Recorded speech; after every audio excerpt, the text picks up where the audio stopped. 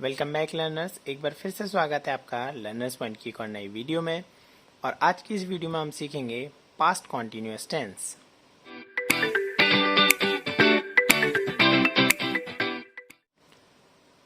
Past continuous tense past tense का ही एक पार्ट है और आज हम उसके बारे में पढ़ने जा रहे हैं। पास्ट कॉन्टिन्यूअस टेंस पढ़ते समय सबसे पहले हमें उसकी पहचान पता होनी चाहिए कि किस तरह के वाक्यों को पास्ट कॉन्टिन्यूअस टेंस में रखा जाता है। सबसे पहले इसकी पहचान की बात कर लेते हैं। तो पास्ट कॉन्टिन्यूअस टेंस की पहचान होती है जिस वाक्य के अंत में रहा था, रही थी, रहे थे आदि आता हो। इसका मतलब है कि वे सभी वाक्य जिनके अंत में रहा था, रही थी, रहे थे आदि लगेगा, वे सभी पास्ट कॉन्टिन्यूअस टेंस में गिने जाएंगे। एग्जाम्पल की हेल्प से समझने की कोशिश करते हैं। जैसे कि सीता सो रही थी, मैं बोल रहा था, आप सुन रहे थे, बच्चे गा रहे थे, हम नाच रहे थे। यह सभी पास्ट कॉन्टिन्यूअस टेंस के एग्जाम्पल हैं।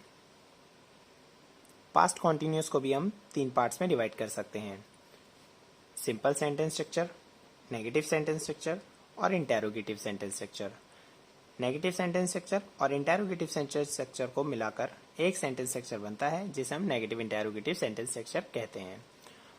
अगर आप नेगेटिव और इंटेरोगेटिव सेंटेंस स्ट्रक्चर को आसानी से पढ़ लेते हैं तो आप नेगेटिव इंटेरोगेटिव सेंटेंस स्ट्रक्चर आसानी से बना सकते हैं। चलिए सिंपल सेंटेंस स्ट्रक्चर की बात करते हैं। सिंपल सेंटेंस स्ट्रक्चर पढ़ते समय आपको इसका रूल पता होना चाहिए। रूल बताता है कि किस हिसाब से सेंटेंस बनेगा। तो सबसे पहले आप सब्जेक्ट रखेंगे, फिर वॉज या वर रखेंगे, फिर वर्ब की फर्स्ट फॉर्म, देन ing और लास्ट में आप ऑब्जेक्ट रखेंगे। यूज ऑफ वॉज एंड वर, इसका मतलब है कि वॉज और वर का यूज कहाँ कहाँ किया जाएगा।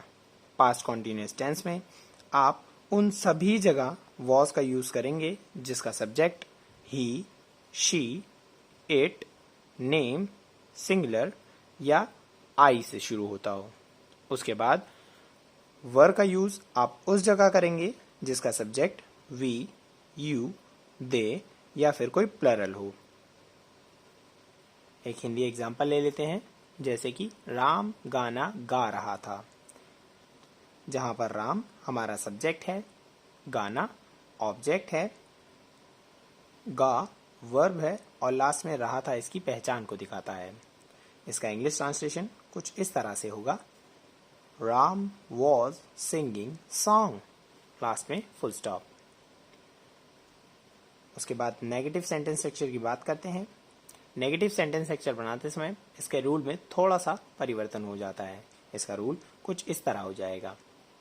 सबसे पहले आप सब्जेक्ट रखेंगे, उसके बाद वॉज या वर्ब में से कोई एक रखेंगे, उसके बाद नॉट, फिर वर्ब की फर्स्ट फॉर्म, फिर ing और लास्ट में आप ऑब्जेक्ट रखेंगे। एक एग्जाम्पल ले लेते हैं। जैसे कि राम गाना नहीं गा रहा था। जहां पर राम हमारा सब्जेक्ट है, गाना ऑब्जेक्ट है, नहीं नॉट गा वर्ब है और रहा था इसकी पहचान को दिखाता है।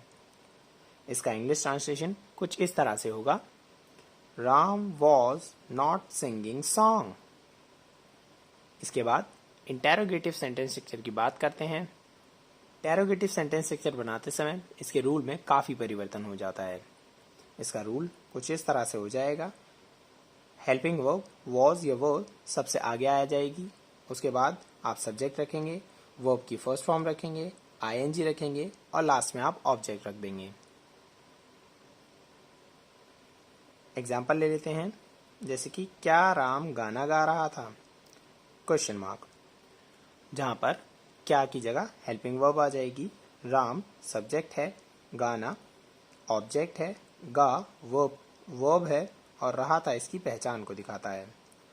इसका इंग्लिश ट्रांसलेशन कुछ इस तरह से होगा: वॉज राम सिंगिंग सॉन्ग और लास्ट में क्वेश्चन मार्क। तो बस लर्नर्स, आज के लिए इतना ही। आगे आने वाली वीडियोस में हम पास्ट टेंस के कुछ और पार्ट्स के बारे में पढ़ेंगे। तब तक के लिए आप सभी अपना ध्यान रखिएगा।